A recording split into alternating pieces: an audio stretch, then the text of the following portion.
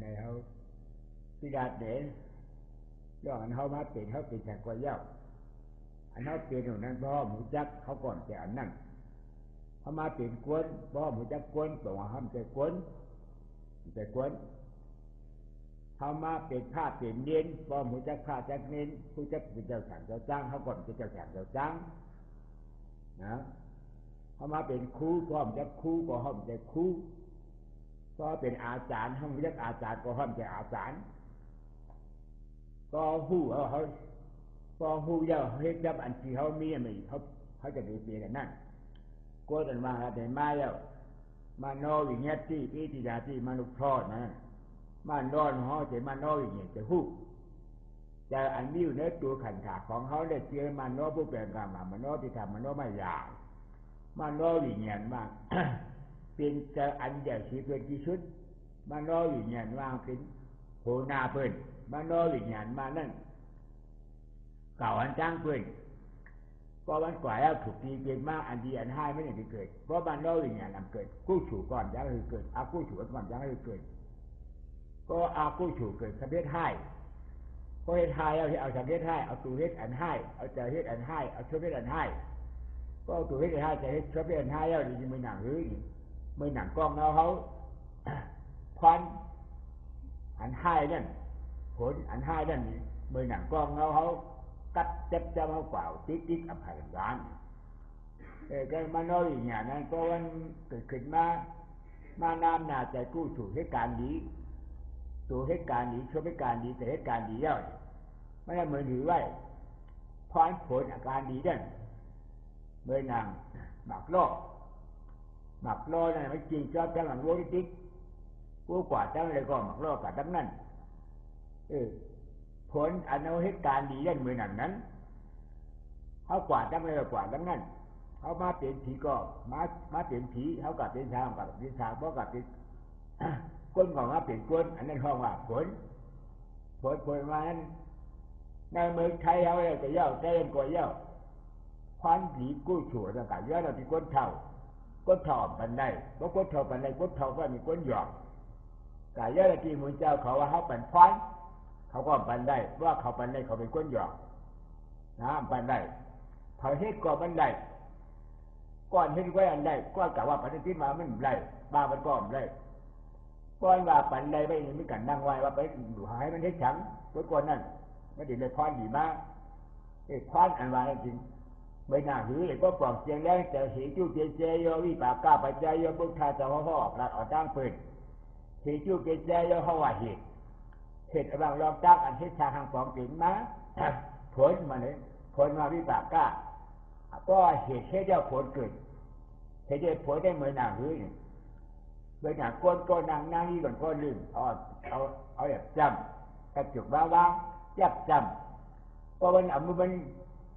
นใต้น้ำมันดีอย่างนี้เอฟจำมันก็ใต้น้ำมันก็มันยุ่งกันเลยนี่เอฟจำมันก็ยุ่งกับมันจริงอยู่ที่เดียวกันเหตุผลว่าเหมือนอย่างนั้น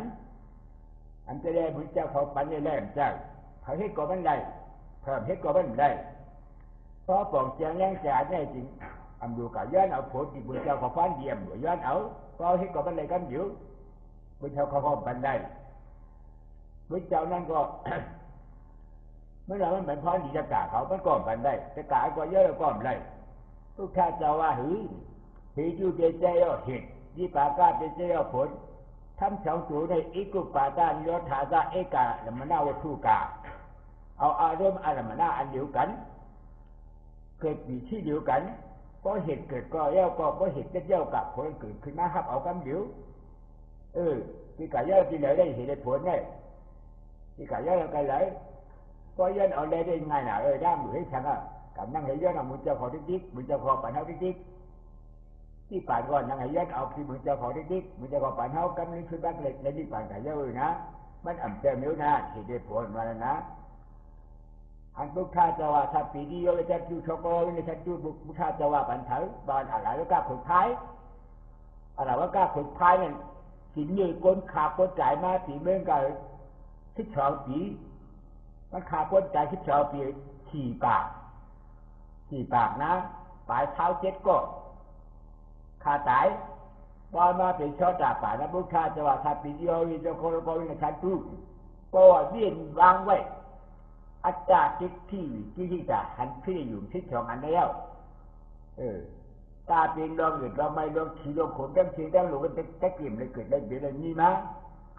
อันนี้พุทธาจะห่อไว้แล้วก็ขนท้าย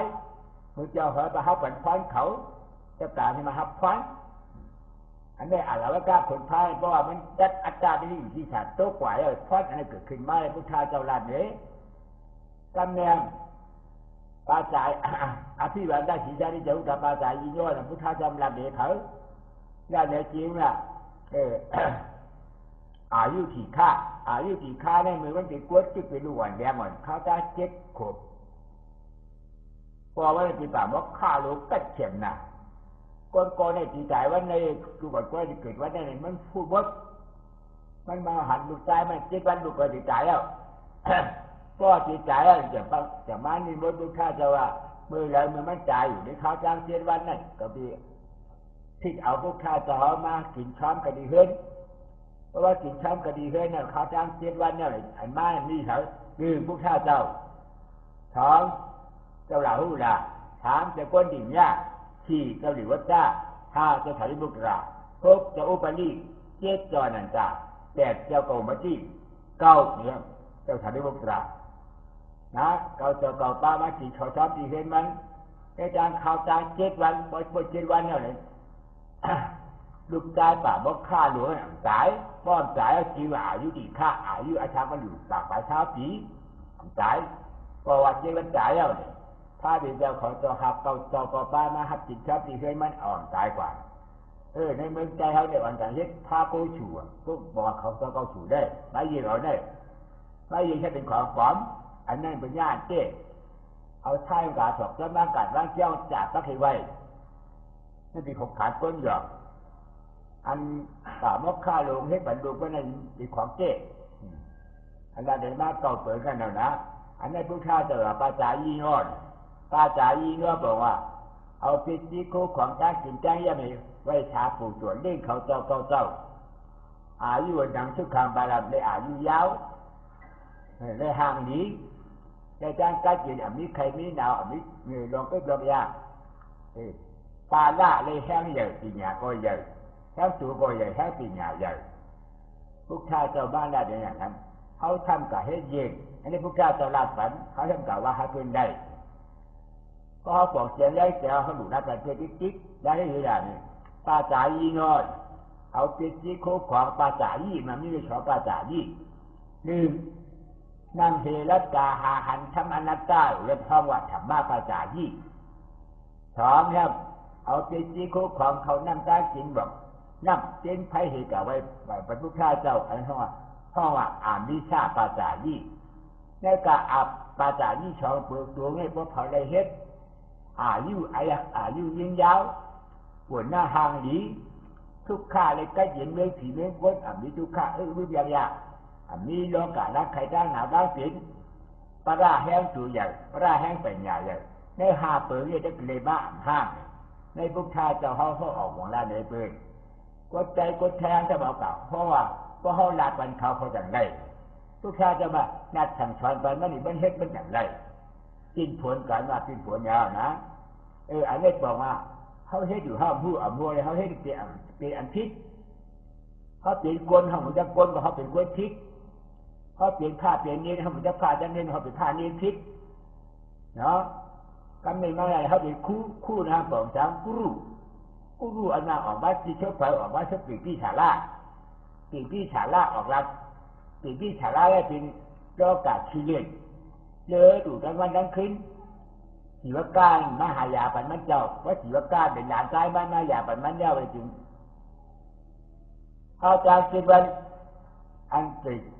ที่ฉาล่าเรียนจนหาอากาศเพราะหาแล้วปันโอกาสที่โกของจ้างเงินคำกวนเจ้าที่ศิวกาเรียกว่ากูรู้ศิวปอนกูรู้เพราะว่ากลุ่มกุ้งมึงเงาศิวกาในนักนึกน่ะเป็นปอเขาก็หนึ่งเป็นปอสิเขาก็หนึ่งนักนึกนะศิวกาบอกว่ากลุ่มกุ้งมึงเงาศิวกานักนึกนะ ออกมาได้ชุดที่ศาลาถ้าเป็นคนเมืองเขาดังบดดังว่าพี่คู่บดคู่ของทางก็ต้องผู้พ่อผู้ก่อนใจคู่ตอนนั้นจากคู่มันก็มีสิทธิเราก็จะบาคู่มันก็มีสิทธิมีสิว่าก้าคนหนึ่งคนหรือกุ้ยคู่มันกี่กับเลยกุ้ยหมอยาบ้านกี่กับเลยปีหยาลิบไล่ปีหยาลิบไล่เป็นทางหลังอาจารย์นี่มาบอกจังอาจารย์ล้านจางตีกับบ้านก็ได้ว่าพึกอีอย่างนี้มีจางพึกกับมันห้องพึกกับบ้านให้บอกนี่ฉังหาหันอนัตตาของบาลีลักษณะอันนี้ครับเฮ็ดบ้านให้บอกพอเฮ็ดเขาป่านี่ป่าเน่าก็ไปห้องเลยเฮ็ดบ้านสิบอกไหนพึกขี่ได้เขาเป็นควายบ้านพอเขามีขี่อยู่ห้องเลยพึกสมาธิเขาแบบเป็นช้างมาอาจจะเขาบ้อมเลยห้องเลยพึกที่พระเจ้าภาวนาในป้อมพบหน้าฐานะพระข้าเจ้าเองเขาเลยพึกป้อมพึกอะไรก็พึกไข่พึกจีไว้ในอาจารย์นี่ยะอาจาระอียะป่านี้เป็นบ้านไหนกลายเป็นอนุรักษ์อาจารย์และอาจารย์นี่ยาวฐานเขาไม่รู้ไปอาจารย์เขาได้เป็นบอกว่าเฮ้ยเป็นอาจารย์นั่นแหละของตัวอันนี้เว้ยเขาเป็นอาจารย์เมื่อผู้จักอาจารย์เขาก็จะเป็นอาจารย์อาจาระห้องว่าพฤติกรรมอียานี้พฤติกรรมที่กับมันบอกว่าอย่างที่ปัจจุบันภาวนาในพฤติที่ปัจจุบันภาวนาแล้วให้เดียวเลยพฤติอย่างอาหน้ามาได้กล้าทำอะไรตัวหอถึงมาจัดได้ติดเมื่อตัววงแมวเมาในตัวถือว่ามือได้ห้องเลยจ้างเลยกำเลยจี้มาสีปอยตัวเลยพฤติเพราะพฤติเป็นพฤติก็เป็นอาจาระอาจาระอียะอะไรเนี่ยก็เพิ่มพึกก็ซ้ำเป็นอาจาระอียะเนาะอาจาริยะอาจาระอียะอาจาระพฤติกรรมมีปัจนาภาวนาอยู่แล้วอียะนี้บอกว่ามีจังพฤติกรรมมีปัจนาภาวนาก็หุ่นจักรก็หอบเปลี่ยนว่าหุ่นจักรก็หอบเปลี่ยนเนาะอันนี้ละเดี๋ยวเฉพาะจะอันว่ามาที่ในกวนก็เขาหุ่นจักรแล้วกันในฮะหรือว่าหุ่นจักรผ้าเลยนิ้นพระเนี่ยเป็นการผ่องไถ่เขาใจเป็นการผ่องบ่ายดีนี่เนี่ยเป็นการผ่องไถ่ใจเป็นการผ่องบ่ายดีใช้คำว่าเจ้าฉางเจ้าจ้างเจ้าฉางทำเป็นการมันเจ็ดเป็นการมันเจ็ดเป็นการมันเจ็ดที่ยังไงนี่แอลกาและขณะหาปืนอย่างไรเป็นมาหนึ่งชิมพร้อมกับว่าจะฐานบริคาลาสี่อุริเชห้าในการกล้าแต่งกาห้าอันเรื่องกันทีพอได้เป็นมาจริงว่าเป็นจริงแต่มาจ้างเป็นสังเกตก็ต้องรู้แต่อันพูดถึงบอกว่าอันจะจ้างวันพวกเราต้องติดจ้างก็มันติดจ้างพวกมันจะจ้างก็มันจะจ้างก็มันจะจ้างเป็นติดคนหรือไม่เอานี่นะครับบอกว่าฉันนี่ว่าเราทำสมาธิที่ทำนองนี่ว่าเรานำบทจิตทางละจิตอุหิตะอันใจจับจำอารมณ์กับมหาฝืนเรียนจำอยู่ฟ้าสตากันดาท่าอยู่นั่นเอารับบทหาลาใจเย็นอยู่นั่นจีนว่าเน้นป้อนหูจักเน้นก่อนแต่เน้น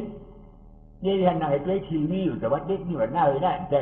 เป็นคนหรือด้วยทีวีไว้เลยนะเน้นมาทีนี้นั่งสมาธิอยู่เจ็บยาวขึ้นยาวเขายาวออกไปว่านะที่มันเจ็บนี่ว่าหน้านั่นกามเน็ตฉันได้นี่ว่าหน้ากามมาเราดูป้าจะได้ขนาดนั้นเพราะจะป้าอารมณ์หาเบิ่งแต่ในเรียนจำว่ามันขึ้นแอมดื้อยังเป็นอุทิศทั้งสองตัวรับอายหายอยู่ใครรับตาเจ้าก่อยล้อมช่วยล้มเขาล้มบอกว่านั้นขึ้นอันนั้นจริงว่าเน้นอันกาต่อมาขามังเล่นตัวบอลลูกมือหนึ่งเมื่ออย่างว่าจังมือจะหวยหมอนนะการคำมาการว่าจะเจ้าว่าที่ผมบุบักในร่างเจ้าเขาจะเน้นคนเดียวเหมือนกันนี่น่ะเป็นนับตายด้วยลูกขาด่างทานล้มเขาล้มออกว่าเน้นนั่นเป็นการของป่าดีในการของใช้พระอนาคตในป่าดีท่านในการใช้นั่นเก่าพระอนาลูกดีว่าได้เห็นมาเปลี่ยนว่าร่าว่าโรวาหรือว่าโรหาโรอนุจโดเป็นพระอนุตระบอกว่าจิตเป็นยอดว่าระพระอนาผู้หันถึงจิตถึงยอดแล้วผู้หันจิตยอดเป็นอย่างผู้จักอนัตตาพระผู้จักอนัตตาจีบพระมันขอพระการเจอผู้จักอนัตตาพระใช้มาพระ แต่มามุนเจ้ามุนเอาให้เป็นเช้ามุนปฏิญาณอ่านสอนการสอนพุทธเจ้าว่านั้นขึ้นเพราะว่ามุนปฏิบัตินำเหตุรักษาหาหันทัพอนัตตาผู้ขิงกูย่างพ่อมุนปฏิบัติก็ออกไปทองอันได้แต่ว่าจะใจมุนหืออย่างใจอันใจแล้วนะมุนเรามันพอกับพาเลยสั่งการก็พาเลยสั่งการมาไว้เขาเป็นมุนนี้ไม่จังอยากฉังก่อนดีโว้ยมาเมื่อแรกมาเอาพาหลังจากการกลับบ้านเขาโว้บ้านเดียวเลี้ยงเขาโว้บ้านตัวสูงซ้อมเหมือนเจ้าก่อนดีหมาก็เอาสั่งการกลับบ้านไปมาเลี้ยงเขาบ้าตัวสูงซ้อมเหมือนเจ้ามุนอันนั้นจะเลี้ยวนั่นมุนนะคือปฏิญาณฐานะขั้นพาเป็นเจ้ามุนขึ้นจิ๊กที่มาเหมือนปฏิญาณมุนเบิ่งปฏิบัตินะคืออันทุกชาติเจ้าหาหันมาในข้าวดังที่ไปหาว่าอันได้ข้าวดังหกเปียอะไรมานั่นอันใดบ้านในห้องหาหันได้หาหันหานัตตาหันนัตตาและอนัตตาเพราะว่าพุทธเจ้าหาหันทำและทำเดียวกรูดีน้ำนะคือวันนี้ขึ้นเลยเมื่อจุงรับตาเฮหาหันวันขึ้นเหมือนปฏิบัติก็เห็นเนี่ยไม่เป็นเช่นละเพราะว่าเห็นได้เนี่ย มันอยู่ได้อยู่หรอกเลยครับการเรียกเขาไม่บอกว่าเขาการเรียกเขาเหมือนเจ้าการเรียกก็อันเพชรนำเฮหาหันทำอนัตตาวันการเรียกเหมือนปฏิบัติก็อันนั้นนั่นที่กันย่าฉังเขาการเรียกเขาเมื่อเดียวมาการเรียกเขากวนนี่เรียกเขาอยู่ดังเมื่อหน้าผู้ไหนเนี่ยยิ่งชาชอบอย่างมาเรียกแต่วันย่าเหมือนเจ้าก็กับเมื่อย่าที่ห้องที่อ่านที่เขาปั้นกับเชียงกับย่าจะหมดเลยนั่นก็การย่าเมื่ออันนอนอยู่นั่นเป็นคนวันไปเที่ยวไปก็การหน้าที่จะได้โชว์ไปโชว์คนการย่าและชั้นนั้นไปเที่ยวไปก็การย่าอันที่เที่ยวอยู่นั่นการย่าผู้ฉลาดไปเที่ยวไปนะเหมือนจอดย่าก็ย่าเหมือนจอดนั่นจ้างหนีกองมือผู้ฉู่แล้วเดียวก็เลยเกิดขึ้นมาอยากที่ว่าอะไรนะเหมือนเจ้าอันนั้นเขาอยู่หูจัก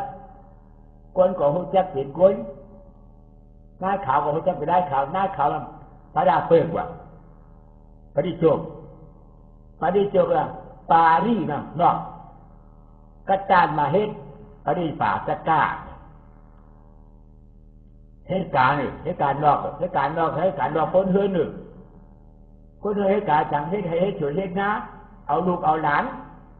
คนยิงกล้าขายเช่นเพราะว่าการพ้นเฮือนอันนั้นเหตุอันเรื่องมีการพ้นเฮือนจริงว่าปฏิป่าสก้าห้องมันเมฆขาวปอขาวเหตุการณ์พ้นเฮือนเหตุการณ์ทางหลังก็เหตุการณ์ธรรมชาติท่านบอกว่าเหตุการณ์หาอะไรฉาด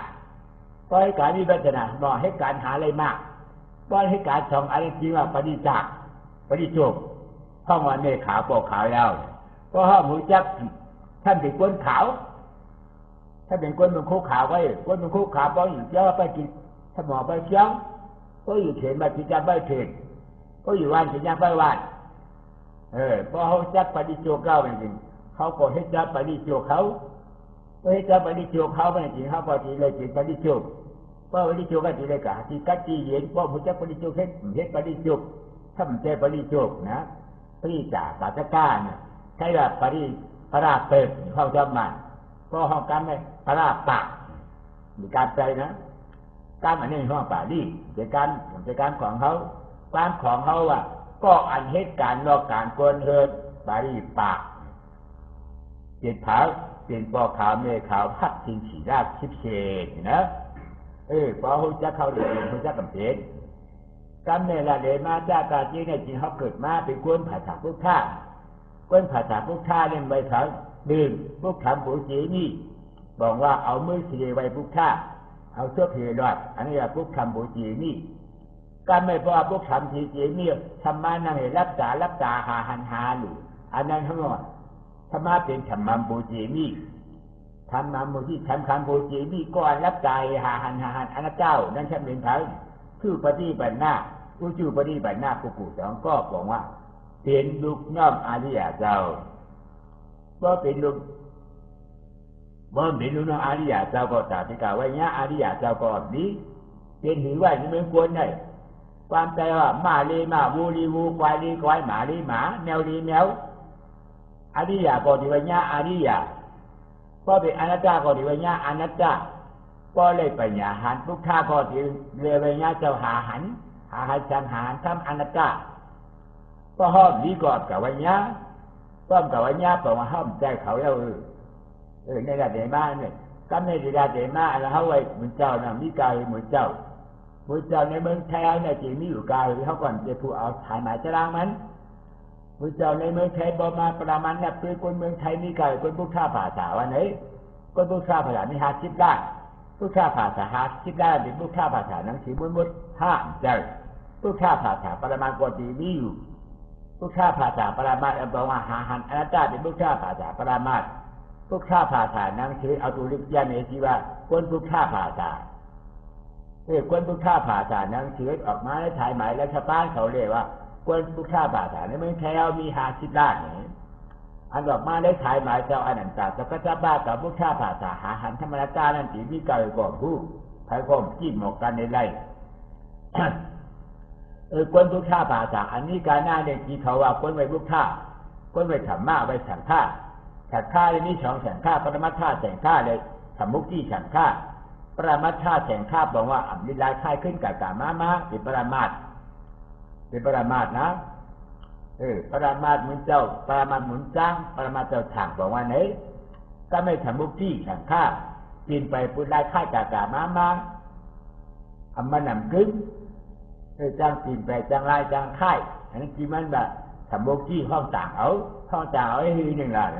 อีว่าเนจังทรายามีที่เป็นหมุนจ้างเยาอันนี้ห้องต่างเอาไม่กี่ว่าทำมุกที่สังฆาสมุติแสงก้าอันห้องต่างเอาได้มีกายเหมือนจ้างทั้งหมดในเมืองไทยเขาอยู่เมืองไทยแหละในเมืองไทยในเมืองมาเมืองไทยมีกายเมืองมานั้นมี7 ตามี7 เจ้า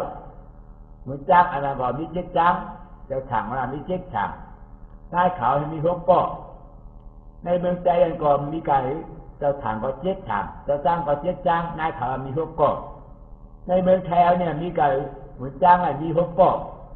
เจ้าถังมี6 ข้อมีเขามี6 ข้อเขาปองเสียงเล็กเจริญบางคนเนี่ยลาลีถ่อมลาลีถ่อมได้ยิ่งยากจีปอกเนี่ยเหมือนจ้างเจ้าบ้านหนึ่งนะเนี่ยเมื่อมันอยู่เฮิร์นอยู่เย็นบ้าเกาใครหู้ใครหมอปัญญาเจ้าก็จะมาเป็นช่างอภิธรรมะทุกต่างวินัยอันนั้นเป็นปัญญาแต่ก็มาอภิธรรมาบอกว่าอนัตตาในวิลึกนะอาจารย์เอาไปเงียบเอาขาดจินถามือก็โขหุ่มตับละใบเลยจากที่ขนำนี้ทุกจานนะครับขอมเอาชีเล่เอาชัดฐานนั้นจัดเจ็ดกิริชามีกิริชาเสียเป็นช่อตาฝาดที่นายครับน้ำหน้าเผยน้ำหน้าผู้ดูจานทั้งหมดอริยะเขาจะได้เป็นดูผู้ดูจานทั้งหมดบ่มีนายน้ำหน้าเขาจีวันกับเมื่อไงเป็นผงเป็นผงที่นายะนะบ่น้ำหน้าเจ้าถังเจ้าจ้างเขาอันนี้อยู่ในเมืองกวนเลยก็มีวินัยน้ำหน้าเขาเพราะเขาผู้เอาวินัยน้ำหน้าเขาดีกว่าเมื่อเพียงเมื่ออาปายาผงพี่อาปายาผงนี่เบื้องในวันจ้างเบื้องหมูหมามาเดียวห้องตีฉันวันจ้างเปิดก็เป็นวินัยบอกว่าน้ำหน้าให้อ่อนเอาเจ้าถังเจ้าจ้างเขากว่าก็ผู้นี้ก็บอกว่าอันนี้ก็น้ำหน้าให้กว่าขจุกลูกก็จุกขจุกห้องก็จุกขจุกเราก็จุกน้ำหน้านะน้ำหน้าเป็นที่กัดเชียงอัมพูเรียจุกลูกเราจุกห้องมันปลาทุกชาจะจุกอะไรปลาที่กายนะทุ่มเนี่ยทุกจากก้นเนี่ยทุกจากมือเจ้าทุกจากเจ้าฉากเนี่ยอันนี้ก็นั่นนี่เมื่อไม่อยู่เฮ้ยว่าใครปัญญาแต่ก็ธรรมะอันผู้อันนั้นเนี่ยมาลืมนี่วีนี้นั่นนี่กายนี่20,000 ดึงเห็นทุกจากนั้น20,000 ดึงเห็นอภิธรรมะ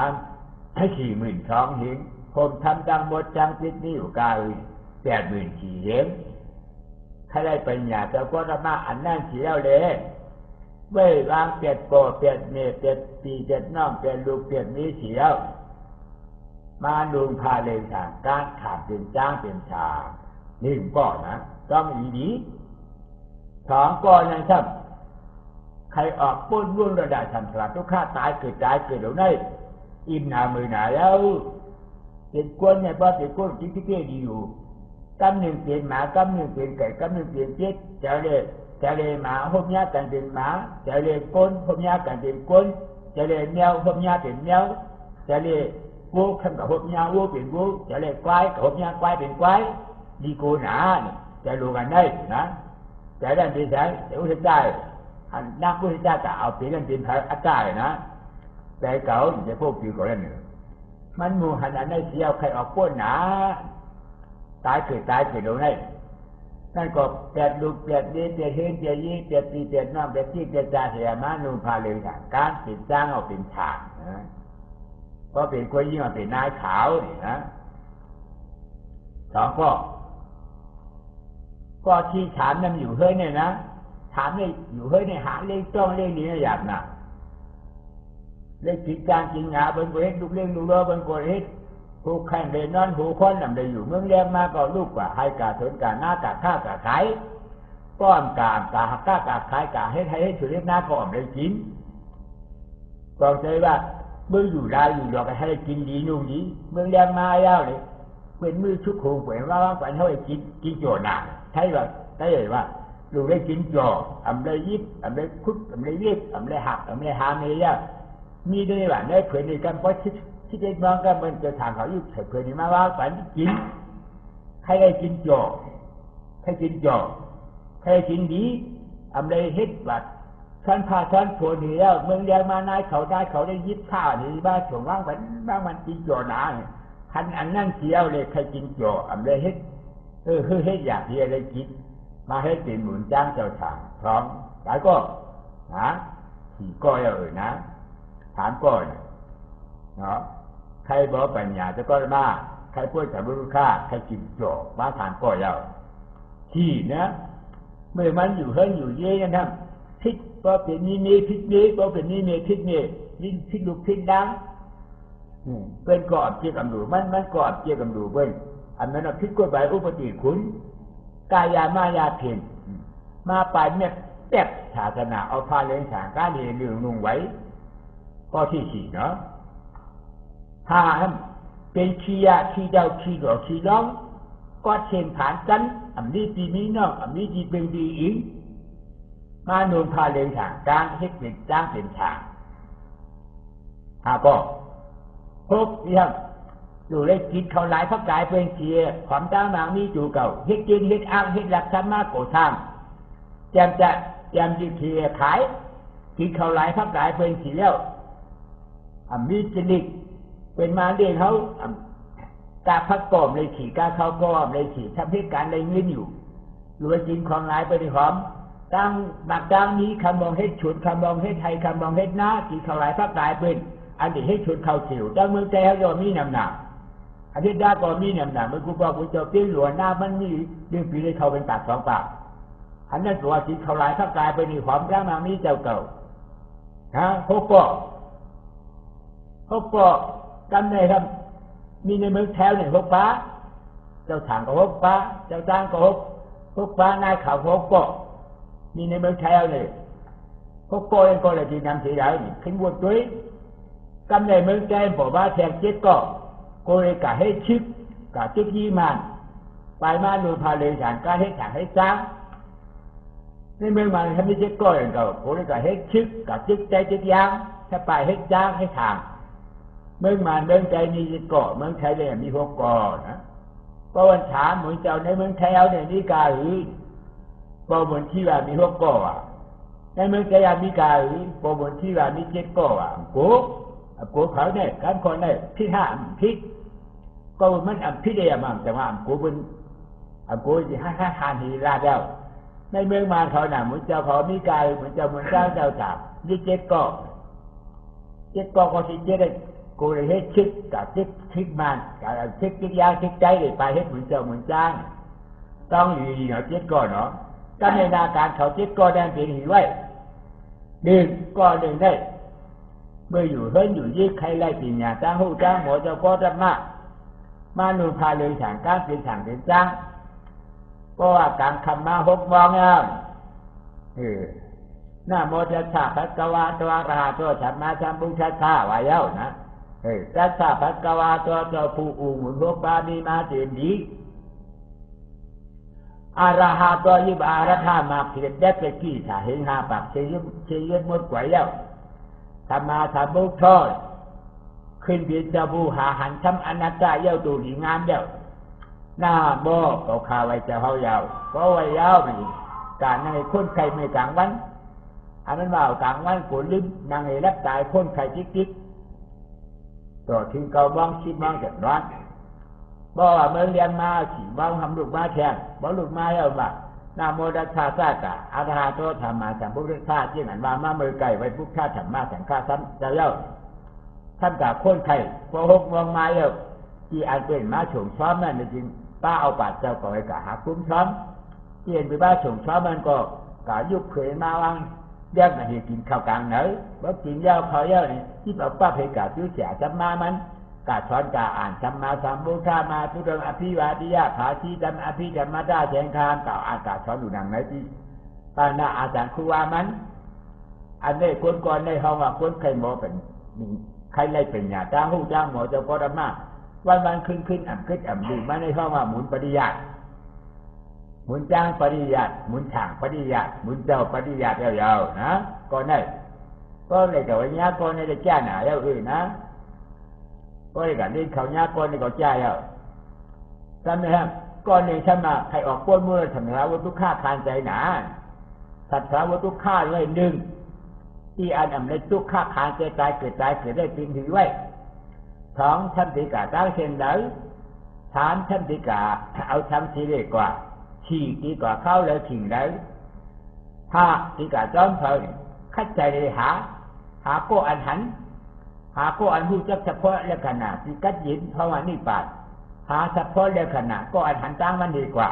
หาเฉพาะลักษณะก็อันเอาที่ดีกว่าหาเฉพาะลักษณะก็อันกว่าเมื่อถึงนั้นยันเลย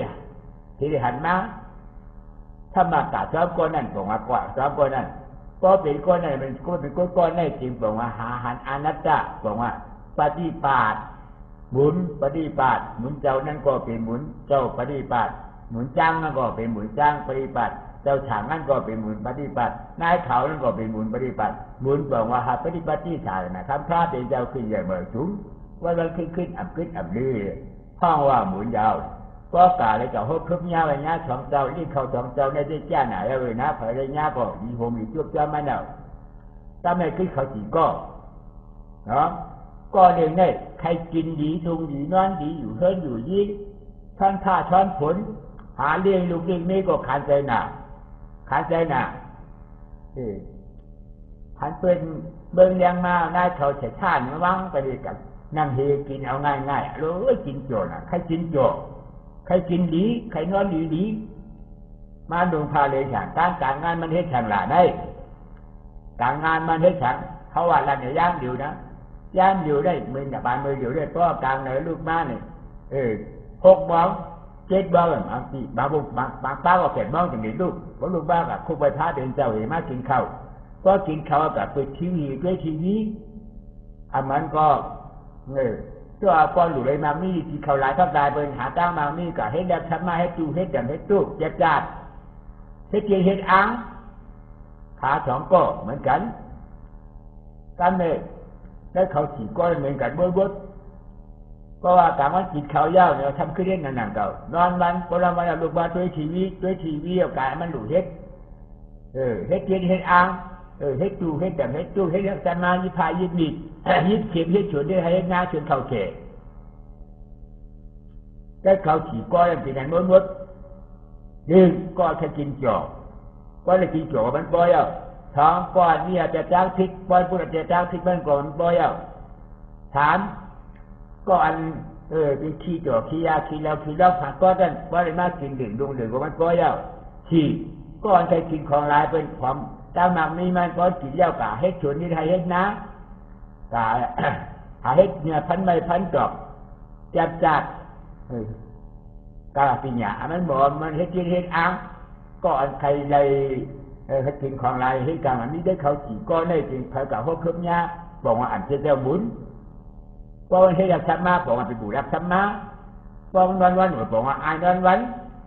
ก็ด้วยชีวิตบอกว่าด้วยชีวิตก็กะให้ชนเข้าเจบอกว่าที่นี่ช่วยชนเข้าเจเจ้าบุญเนาะท่านทหารนี้ได้ก็กะญาติเขาฉีก้อนนั่นบอกว่าพี่เจ้านะพี่เจ้ามันที่บันดีถือไว้เมื่อน่ะเขามีปุ๋ยเหี้ยเนี่ย ห้องเอากับน้ำปุ๋ยเจน้ำเที่ยวเอากับถอกให้จุดก้อนเงินหยางเขาจุดก้อนเงินหยางเทเยี่ยนว่าตัวก้อนเงินหยางเทเยี่ยนมาเป็นอ่านใช้สวัสดิ์ทั้งสิ้นตัวหลวงยาเล่นนี่ดื้ออาจจะป้องไว้อย่างนี้นี่เอาไม่เห็นหน้าเลยนะไม่มือเลยการใจว่าจนงวดจนฐานนี่เหมือนนั้นเมื่อเขายังหึงเบื้องเฉยไปจริงขาสองก้อนในจีบขานได้จะหาลายกว่าขาสองก้อนก็ใครเป็นเนี่ยแล้วก็จะมากก็เขาเป็นใครพ้นทุกข์ขาสองก้อนได้จีบเดียวเพราะเขาจะคือทิศเขาขี่ก้อนแค่เขาใหญ่ทิศขาสองก้อนเลยไปก็ขาสองก้อนไปฐานะพวกข้าเจ้าอันนั้นอันจะฮอกก็ไปดีเลยแล้วเนาะตัวจากการน่าจะพอตราที่เขามาเกิดถึงกวนพวกข้าผ่าดาวคือจ้องลองบอกไปสาเผยให้หูจับไปเหมือนเจ้าเหมือนจ้างเลยเหมือนทางเลยเหมือนเงี้ยเขาเลยนี่บุญอะไรเป็นก็เลยบุญปฏิญาณอ่านสอนทั้งเจ้าจังวันบุญปฏิบัติดังรับตาหาหันธรรมนาจ้าก็พ้นที่เขาก็ในการนี้เขาchỉก็ดินก็ยังใครกินจบมาให้เหมือนเจ้าเหมือนจ้างสองก็หนึ่งมิดาพิษไม่เหมือนเจ้าเหมือนจ้างถามก็หนึ่งไปขี้ยาขี้เหล้าขี้ดอกขี้เหล้าผ่านวัดอันนี้ดีปืนหรือแม่เหมือนเจ้าเหมือนจ้างฉี่ก็หนึ่งซ้ำดูเล็กกินคอลายของทักลายปืนอันนี้จะลิกอันนี้จะลิกอ่านล่างเสียวหอมลื่นหอมคำกล้าขายให้ไทยให้เฉยเฮ็ดน้าให้เจนเฮ็ดอ้างกันย่าเขาฉี่ก้นหนูติ๊กเพราะกันย่าเขาฉี่ก้นนั่นบอกว่าอันย่าจะหมุนจะนะเพราะให้ถึงเขาฉี่ก็เป็นผู้ที่ช่วยให้ถึงเขาเสียวนั่นมันจะอยากฉันที่ชอบไม่เกิดแต่ที่เขาเป็นที่บอกว่าผมชอบเหมือนเจ้ามันให้เจนอ้างเลยจ้างอยากจะบูชาให้ที่นี่อ้างนี่เกิดว่าเอาเขาพักกันได้มั่นใจนั่นบอกว่าเขาถูกชอบเหมือนเจ้านะจ้ากลายมาเฉพาะตราที่เขาเกิดเป็นคนมากขึ้นจ้องเราบอกว่าถึงวันเมื่อไหร่บุญเจ้าอันนั้นจะมาปาวิญญาหือปุกทำปุจีนี่ปุกทำอันนั้นเป็นเขาปุจีอันนั้นเป็นเขานี่มาเป็นเขานี่อันนั้นเป็นเขาขันธาเป็นญาโลจิโคตัวไปที่แนวในห้องนี่ปุจีอันนั้นเอามือสองฝั่งรวบจับกันจีเรไว้เลยฉันเอาหมอกใส่มือจีเรเลยฉันเอาเจ๊ใส่มือไว้เลยฉันเอาเข้าใส่ในมือจีร่างไปเลยฉันจากอันนี้เป็นที่ข้อความสีสันสีเปลืองมามีในมือยี่ช่วงว่างไปนั่นเพราะว่ามีชาติโจนางเฮตานางรัตตายเอามือสองขวัญต่างจะเขรัตตาหาหันธรรมนาเจ้านั่นเพราะว่าธรรมะบูโจธรรมะให้มาบอกอนัตตาบูโจให้มั้งบูโจมีการบาดีนะบูโจนั่งนับถือจะค่ายขาดยาที่อันเท่าไวฐานนั่นเพราะว่าบูโจนะจะเขาปัญญาหรือพุทธะบูโจพุทธะจำบาพุทธเจ้าหาหันธรรมนาเจ้าเยาตูหนีงามแต่ว่าปัญญาก็เขาเกิดก็อัดลุกนอกก็อัดหาหันธรรมนาเจ้าเยาตูหนีงามก็เขาถือปัญญาพุทธะก็ห้อมใจก็อันโมหาหันธรรมนาเจ้านั่นก็เขาก็เด็กคนลุกพุทธะทุกจานสำหรับเมื่อกวนเนี่ยแนวมันก็มันกินร่วมแนวหมาก็มันกินร่วมหมาเนาะคนนั่นก็กินร่วมคนกันนะครับอาริยะอันนั้นก็กินร่วมบุคคาเจ้าเมื่อบุคคาเจ้าอันเป็นฉันเมื่อบุคคาเจ้าเป็นธรรมอนัตตาก่อนหาหันอาหารอนัตตาบอกว่ากินน้ำนมบุคคาเจ้าอย่างอื่นนะเนาะก็เลยกินอย่างนั้นเมื่อบุคคาเจ้าเจ็บเข้าป่าเนื้อออกเนื้ออ่อยเอาจริงมันดึงมือหน้าแล้วเด็กขึ้นใหญ่มาถึงก็ยิ่งพอกาที่อ่ำไรเท่าไรเป็นใจทำมันบูจีนี่ทำมันบอกว่าทำมันเป็นอย่างอนัตตาบูจีนี่อยู่ในแบบนับถือนี่ให้มันเป็นข้าวข้านั่งรับใจร้อนด้วยทำอนัตตาบอกว่าทำมันบูจีนี่ทางค้างบูจีนี่ทางค้างไปทางหนึ่งชื่อปฏิบัติหน้าบอกว่าสมาธิกับป้าอ้วนเป็นอนัตตาสองชื่อปฏิบัติหน้าชื่อจ้างหันชื่อจ้างหันชื่อจ้างหันชื่อยุคธาตุนามธาตุเป็นอนัตตาขาทองอันได้จริงมันว่าร้องอาดิยาเจ้าก็ร้องอาดิยาเจ้าเกิดขึ้นมาถามนิดอย่าและปฏิบัติหน้าบอกว่ามากันอย่างเกิดขึ้นมาจนอาจารย์ที่วิชาสายถามนิดจิตปฏิบัติหน้าบอกว่าเป็นโสดาบันโสดาปฏิผลบุกุเขาขี่ก้อนนั่นจีมาโฉมปรามาสเนาะพอเป็นโฉมปรามาสก็ดีเลยญาโฉมปรามาสป้อมเป็นโฉมปรามาสก็อับญาโฉมปรามาสที่กล่าวว่าญาเขาที่มันกันที่ญาเขาที่ก้นใครกินจอบก้นกับญาก้นใครกินจอบกับญา กะไว้ยาคนยิจังผิดอัปยาถีกะไว้ยาคนคนต่อคนร้องเคียวผ่านกว่าเหมานุทางการกะไว้ยาคนที่เขาหลายเขาตายไปเสียเฮ็ดจากาตาไก่บางนี่ดีๆขึ้นตัวเจ้าเก่าที่กะไว้ยาเขาฉีกก้นหนูติ๊กก็เฮาหมอหันถ้ามาจ้าเฮาสิกะเอาไว้ยาสังขารนี่จี้เด้หยาและปฏิปันนาบอกว่ามากถามนี่จี้บอกว่าผลเท่าที่กะไว้ยาสองอันนั้นอันนั้นบ้านเมืองเกินทุกจานมันก็เป็นร้องอาดียาก็เรียกว่าเรวัยญาอาดียาก็เป็นร้องอาดียาก็เรวัยญาไม่ได้ว่าเรวัยญาอาดียาจะเข้าไปเรวัยญามาหือขึ้นวนด้วยตัวเจ้าเก่าเรวัยญาอาดียาเจ้าเลยหลายวันขึ้นควรขึ้นตัวเจ้าเก่าตั้งสี่หูเย้าเคยมอหานก็ก้นนั่นส่งมาไว้อาดียาก็มีมอหานบามันใครไว้เก่าญาเขาฉีกก้นหนูจิ๊กเนาะจากการนี้มาเฉพาะตราที่นี่บอกว่าเลยเกิดครบทุกญาเป็นกวนบุกท่าผ่าจากปรามัดอันนั้นเป็นฉันสมาธิที่ได้สมาธิกับป้าเข้าว่าปัญญาปรามัดที่ได้คิดสมาธิสมาธิกับป้าปรามัดที่มันมาอ่ำลายค่ายกากามาแต่ได้ลายค่ายกว่าเป็นหมูเป็นมาเป็นเลี้ยวเป็นไก่แบบนี้ดีกว่าตั้งหน้าให้กับเป็นพอถึงอารามจากที่เอานิพพานคิวน่ะปรมัตถะลิ้นลายค่ายขึ้นลิ้นลายค่ายขึ้นเพราะว่าขึ้นดีกว่าเมื่อเอาไปให้สิบุ๋มนี่ลิ้นลายนั่นก็เลยก็เป็นผีก็เป็นช้างก็เป็นกุ้งพอลิ้นลายเป็นหมาเป็นเย้าอันนั้นห้องลิ้นลายนะจากการเห็นมาเฉพาะตราจีนจริงอันเท่าเลยมาเกิดทั่วเพื่อนญาติฐานะพวกข้าเจ้าในเมืองกวนเท่าว่าเมืองไทยเป็นเมืองบุกท่าผาจาเมื่อบุกท่าผ่าตาอันมามันจะว่ามีเจ้าผ้าโลชูใหญ่ๆเลยเป็นเมื่อบุกท่าผ่าตาได้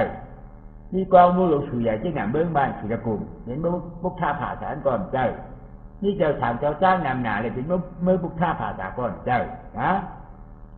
ได้นี่เจ้าหลวงจีไว้ว่าจีหลวงชาลาหลวงใหญ่ๆนะเพราะฐานธรรมะกายเขานั่นก็เป็นบุกท่าผ่าตาเป็นชาลาใหญ่เพราะชาลาใหญ่อัตตาใหญ่บ้านหน้าใหญ่ปวิหารใหญ่อัจฉริยะมาหน้าใหญ่เพราะจะพาลงชูใหญ่อัจฉริยะมาหน้าใหญ่กับขึ้นกับเขาในร้องกันหนุนจิ๊กนะเมื่อบุกท่าผ่าฉาอันมามันเป็นปรามาสมันมีหางมีพังมันมีเรียกมีใหญ่มีบดมียาวมีแก่มีฉุงมีไก่มีจำอันนั้นเชื่อว่าปรามาสบุกท่าการเป็นไทยเขากูก็โมราณน่ะพอมึงเรียนมาฉี่บ้องหาบ้องกลางเลยว่ากูเหนเนาะพวกโทผู้รู้ผู้เก่งผู้แบกบ้ากูเหนพวกท่าอันนั้นเป็นผู้รู้เป็นอะไรรู้อนัตตาจริงบอกว่ามันใจเป็นเผยเป็นอนัตตาอนัตตินะสุขติอิอนัตตาโนสุขโขอนัตตินะเอาอนัตตาอันใจในชีวิตสุขติได้กัดได้เห็นอันได้เท่าไรไปได้ใจอยู่แล้ว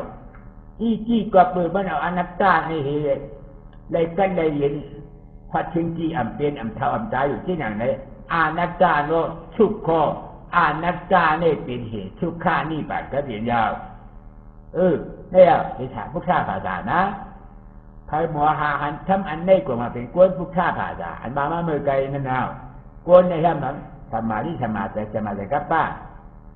เพราะว่าพุทธศาสนาเป็นก็เดียวกันเพราะเป็นกวนก็เป็นพุทธศาสนาก่อนเป็นกวนก่อนเป็นพุทธศาสนาเป็นอันเดียวกันพุทธศาสนาอันนั้นก็เป็นเจยิ่งอันเจได้อันเจมึงเจ้าสั่งเจ้าสร้างให้เขาพุทธศาสนาบอกว่าหู้หันใช้คำว่ารู้จริงว่าบอกว่าอันตายอันร้อนรับ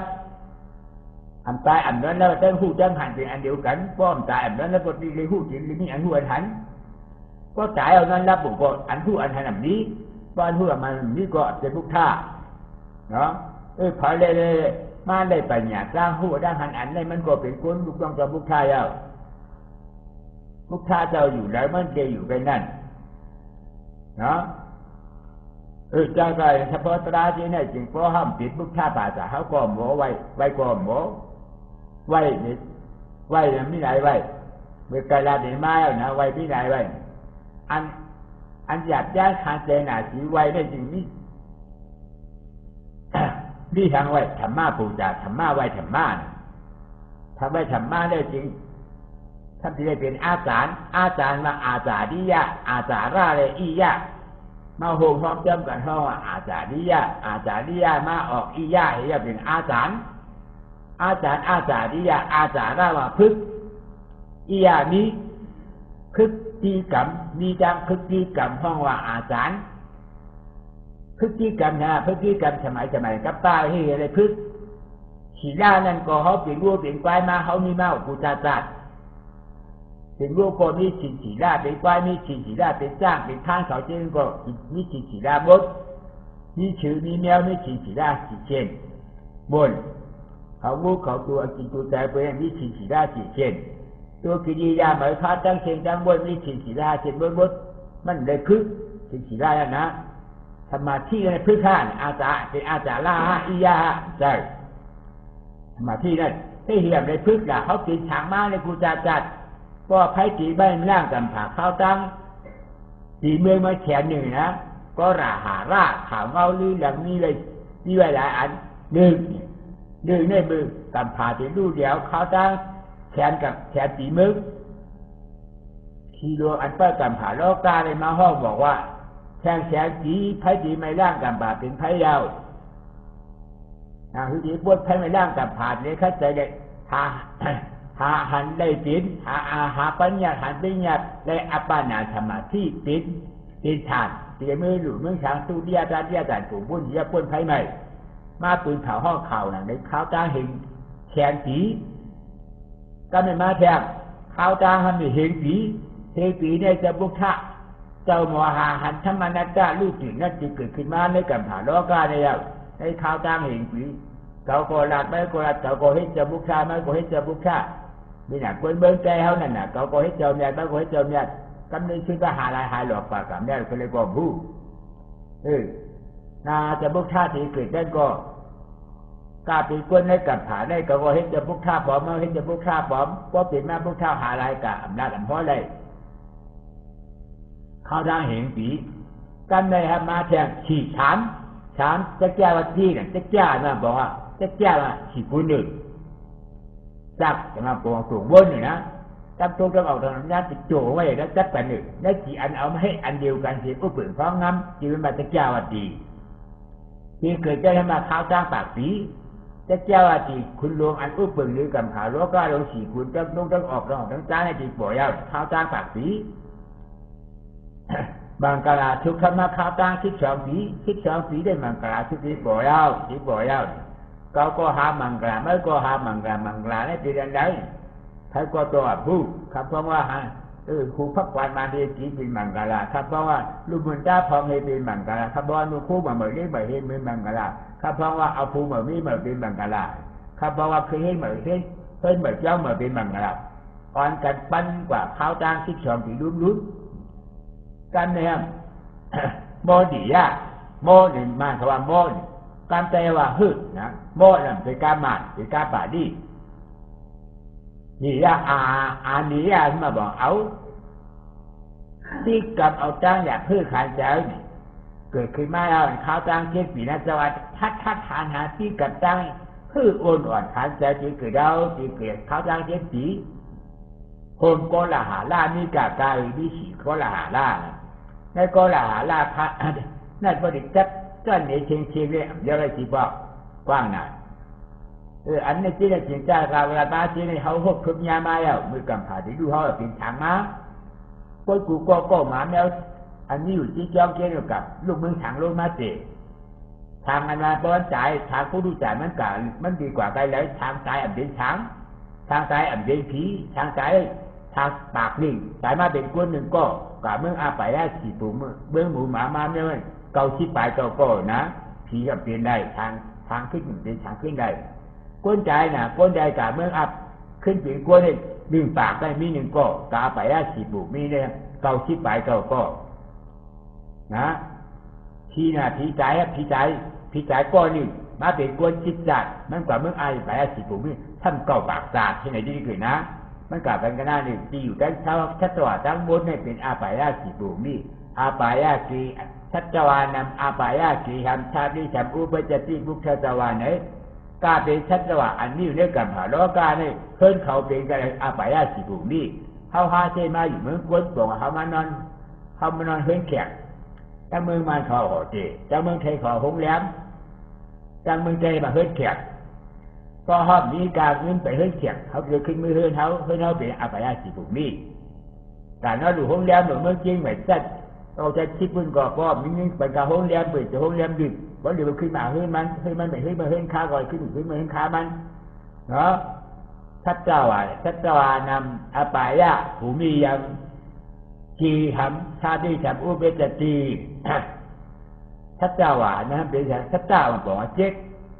อาวาชาสมาวที่อยู่เจ็ดจี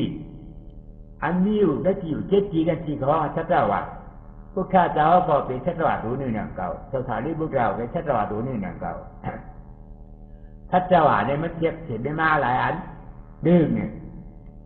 ปัจฉาวีอาโปติโจวาโยสี่อันชุกข้าได้ชุกข้าเป็นหกอันวิญญาณเจ็ดอันอยู่เช้าเนื้อเจ็ดอันได้จีนมาชัตตวาเนาะแมวก็มีอยู่ในเจ็ดอันได้หมาก็มีอยู่ในเจ็ดอันได้จ้างก็มีอยู่ในเจ็ดอันได้ปกกันก็มีอยู่ในเจ็ดอันได้ผีเขาช้างเขาก็มีอยู่ในเจ็ดอันได้ห้องว่าชัตตวาเมื่อบุกมือเขาไปหู้ฉันผู้บอกมันพอเมียเขาว่าชัดอย่างนี้พิจารณาปาดังโบดังเมียเขาเป็นชัดเท่าโคตรผู้นะชัดตั้งอยู่นี้ปัจฉาวีอาโปติโจวาโยชีทุกขาสุขาพบวิญญาณผู้เจ็ดโคมกันเป็นชัตตวาแล้วปกกันก็เป็นชัตตวาบดกันก็เป็นชัตตวาคุณช้างหลวงก็เป็นชัตตวาทั้งหมดได้เป็นได้ปฐมธาตุพิจารณาคำเจ้ายาวปัญญาว่าหารานั้นสบายปัญญาว่าหารานั้นดึงในห้องว่าเมื่องานร้ายลิลิยานาโลกสองอสุริกายทาปิจาที่ปริธานห้าคนหกผีเจ็ดถังเนื้อจีอยู่เจ็ดจีนั่นจริงว่าชัตตวาเจ็ดอาวาชาที่อยู่เขาได้กายอยู่ได้เจ็ดจีนั่นมันเป็นชัตตวาทิศมันได้อยู่กับอะไรได้ไม่เพื่อนหนึ่งอาปายามีสี่ภูมิสองคนมีผงเหลียวไว้ถามเทียมาผงเลี้ยงไว้ถามมาผงเลี้ยงไว้ดังบดจำเป็นอจุคาใต้เย็นมีสามภูมิอจุคาหายใจทำมีสี่ภูมิผมความจำกันว่าที่อยู่เจ็ดจีแล้วที่อยู่เจ็ดจีเลยเขาหาใจกายอยู่มาเพราะแต่เพราะจีที่อันใดอยู่แล้วเช้ามาเนี่ยมีสี่จีจากกระเดมาเรียกจีมันห้อสัมสาราบอกว่าวายเล่าดิสัมชาลีสัมชาดันดานังชปาดุขาวินาชาลีมหาราศีนาบามาติลีพุทธาเจ้าพ่อมาเลยพุทธจากปิดอาริยเจ้าปิดคำเจ้าพ่อว่าพุทธแก้าป้อที่อ่างก้าป้อที่อันนั้นปิดคำอ่างก้าเนี่ยปิดจิตเป็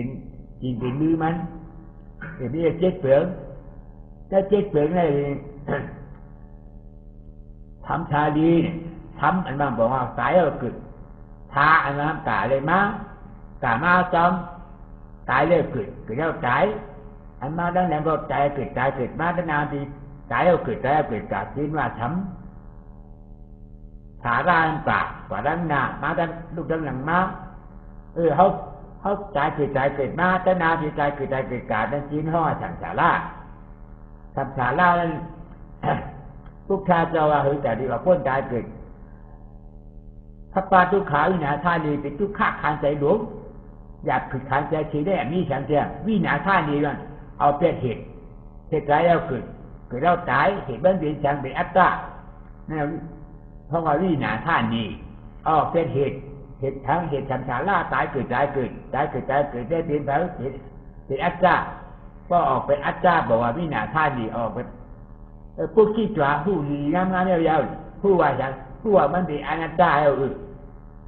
เพราะว่าเป็นอนัตตาก็อาสาที่มาตลาดตาถึงอามัดจำเตรียมได้เท่าไรเป็นได้จ่ายนั่นนี่ป่าจักดีฮอดถึงอยู่ยาวพวกชาจะห่อมาในบุญจังวันไหนจ่าที่มาหกคืบญาตราสวรรค์ได้ก็เลยเป็นก้นมันพวกเป็นก้นพวกก้นมันเป็นเผามาไกลแล้วก้อนนี้ไปหยา ปัญญาหันปัญญาหันทำดีปัญญาหูทำใจอันนี้แต่อันนั้นจริงมันว่าควรก็เป็นควรอันนั้นจริงเขาเปลี่ยนญาที่คู่ครบเรื่องญาอันนั้นไหนมาได้ที่ออกพ้นสัมภาวตุกะผู้ขี้ตัวผู้หาหันเย้าตูหลีงานเดาถ้าปาดุขาวินาชาดีทุกขาทั้งสิ่งทั้งล้วนจริงว่างเหตุบ้านเดียวออกพ้นไปเอาอาจารย์ที่มาจาราไปอาทิงอามัดจำที่พายังกันจารเพราะ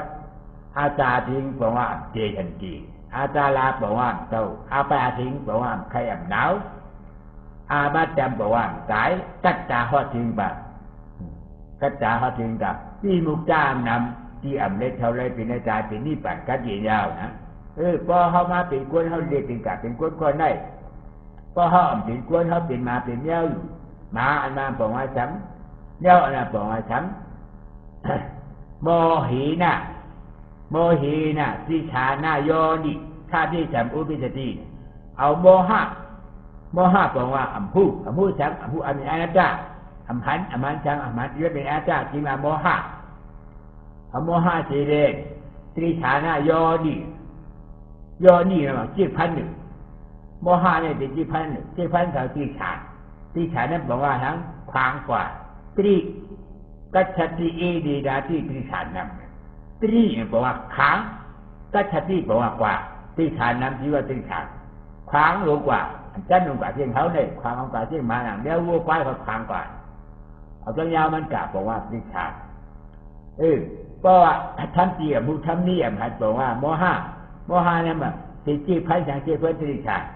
ถ้าที่ฉันอุเบกติขมันแทบถ้าที่ฉันตั้งโมหะผู้ทำเจียหันทำดีห้องพร้อมจำกันห้องพร้อมจำกันรูปนิยาเวนาถามปืนอุเบกติเอาปียาวบันดีกูกาเฮนี่ได้ดีกูหนาเนี่ยมีฉันแข่งก็อ่ำผู้ก็สมัครบอกว่าอ่ำผู้ก็อ่ำผู้นะว่าถ้ามันใครป้นก็ใครป้นก็หาตั้งออกป้นก็หาตั้งออกป้นมันก็แต่ที่ป้นนั่นมีสีบอกจากการไหนมาเฉพาะตราที่ไหนจึงจัดดีผู้กองแจงเลี้ยงใจงามเสียโมเฮ็ดโมทางการนั้นไม่ง่ายนะทุกชาจะเขาว่ามาโขนี่ป่านนั่นอับยากจากจำให้มาโขนี่ป่านนั่นก็อับยากการได้การรีบเห็นชวนเอาไล่จ้างไล่จำให้โบเลยมาโขนี่ป่านหยาบหนา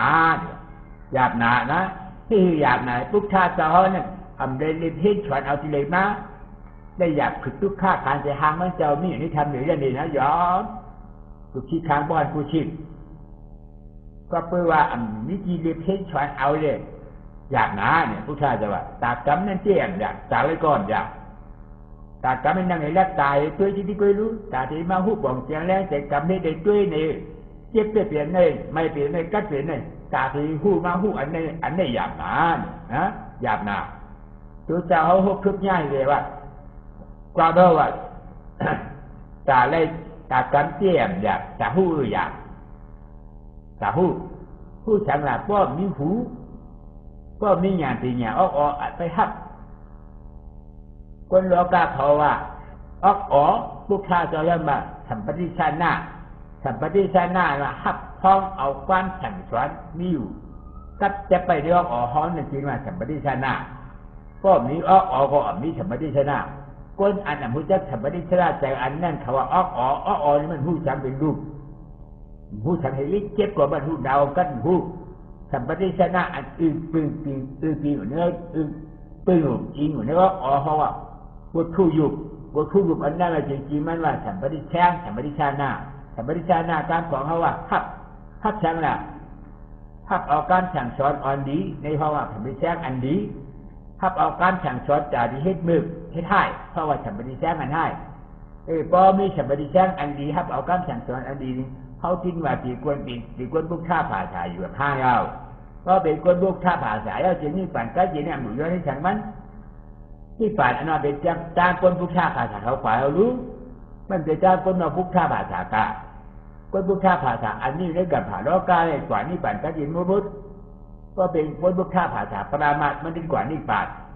ก็เป็นกวนบุกท่าผาสายหนังสือตัวลิ้นอันนั้นได้โปรโมทฮัดราดให้เห็นฮัดดาล่ะมันดีขึ้นเกี่ยวกับอัมพู ผู้ทำใจหันทำดีเลยที่ขึ้นกับเขาล็อกดึกทานที่ก้นตื่นสานจากการเห็นมาแต่พอตราที่ในกูก็กูก้นในกูก็ดีด้านในการกาแฟอยู่นะข้าวตาหนังหนังผมเหมือนได้ดีร่วมยกกาทั้งนั้นการใจว่าแบบพวกการใจว่าแบบพวกนะเป็นชี้เจียวอดโกงคอยไม่รู้ว่าขันใจไว้เอาเนี่ยนะ